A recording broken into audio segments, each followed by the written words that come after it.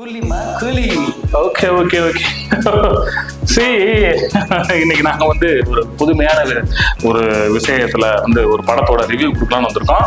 So என்ன படம்ன்றத mister Alex நீங்க சொல்லுங்க கேட்போம்.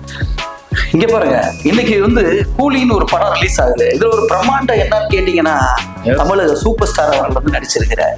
அப்படியா? அது மட்டும் தான் பிரம்மாண்டம்.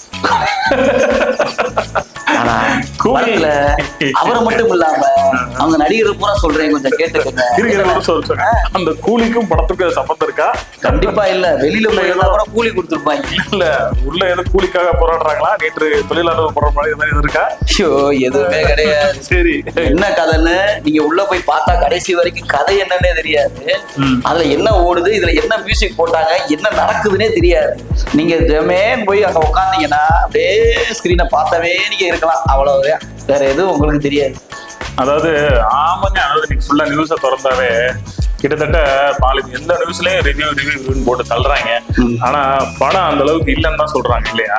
இல்லன்னா சொல்றாங்க, இல்ல சொல்லலாம், வேற வழி இல்லை. ஏன்னா அப்படித்தான் இருக்கு படம். ஆனா பாருங்களேன், சன் பிக்சர்ஸ்ன்றது விஷயத்தினால ஆளுங்கட்சினால ஒரு படத்தை ஓட்டுறதுக்கு என்னென்ன மாதிரி வாயில ஓட்டுறாங்கன்றது எப்பப்பா முடியலப்பா சாமி அப்படிதான். ரொம்ப கஷ்டம், உண்மையிலே சொல்றேன். கொடுக்குற காஸ்ட்டுக்கு வேஸ்டோ வேஸ்ட், அட்டர் ஃபிளாப் வேஸ்ட். அதாவது ரஜினியை வந்து இளமையா காட்டியிருக்காங்க, அது ஒன்றும் மாற்றுக்கத்துல. அது அவருக்கு நல்லது, மக்களுக்கு என்ன போகலாமா? பட் ஆனா என்ன யூஸ்?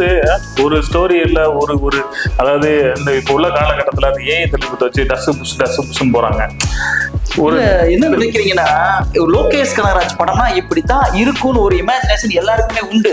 ஒரு த்ரில்லரா இருக்கும், ஒரு ஃபைட்டிங் எல்லாம் பக்காவா இருக்கும், அந்த சாங் பிஜிஎம் எல்லாம் கலக்கலா இருக்கும். ஆமா, அவர் எடுக்கிற விதமும் சூப்பரா இருக்கும்.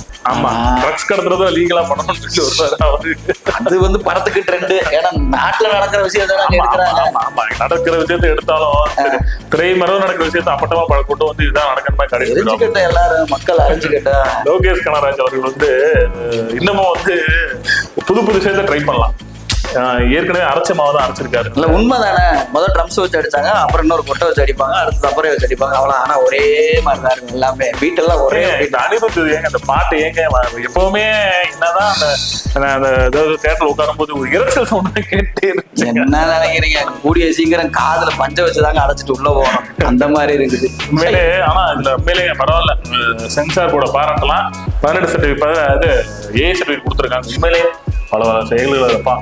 ஏற்கனவே என்ன படம் லோகேஷ் கனகராஜ் டைரக்ட் பண்ண கமல் படம் ஒன்று வச்சு, ஆமா விக்ரம், ஒரு கேவலமான ஒரு சீன் எடுத்து வச்சிருந்தாப்புல. அந்த ஒரு லேடிய தனியாரையில வச்சு சவுண்டு யூண்டு கொடுத்து ஒரு அப்பட்டமான அந்த மாதிரியும் பல கேவலமான சீன்கள் இருக்கு.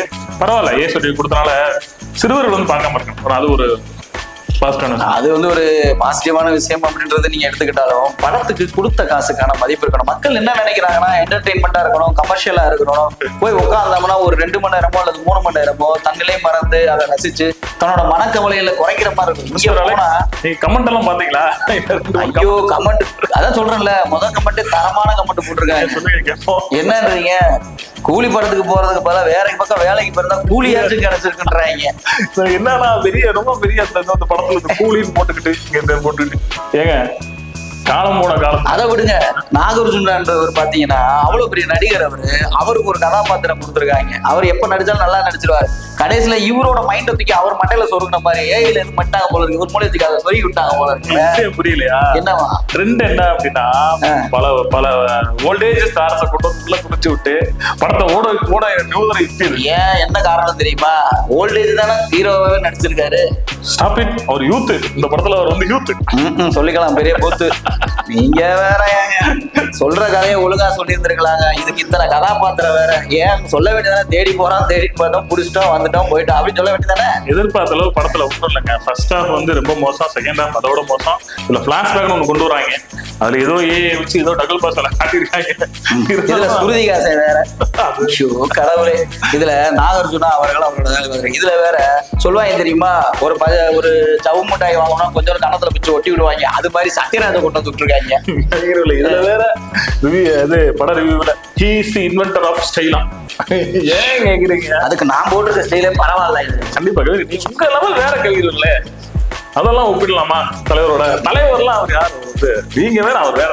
ஏங்க நீங்க வேற அவையவே வந்து ஏதோ மறந்து போய் உட்காந்து படத்தை பார்க்கணும், இல்ல ஒரு எதிர்பார்ப்போட போறீங்க. ஆனா இந்த ரசிகர்களுக்கு வந்து பெரிய ஃபீஸ்ட் ஆஹா ஓஹோ அப்படிலாம் நினைச்சு போயிடாதீங்க. தயவு செய்து என்னைய கோவிச்சுக்காதீங்க. போனதை நான் சொல்லிவிட்டேன், போய் கேட்டுட்டு என்னன்றதை யோசிச்சுட்டு சொல்லுங்க. ஒரு வரியில சொல்லணும்னா கூலி நீங்க இதோட காலி. இப்படிதான் இருக்குது. நன்றி, வணக்கம்.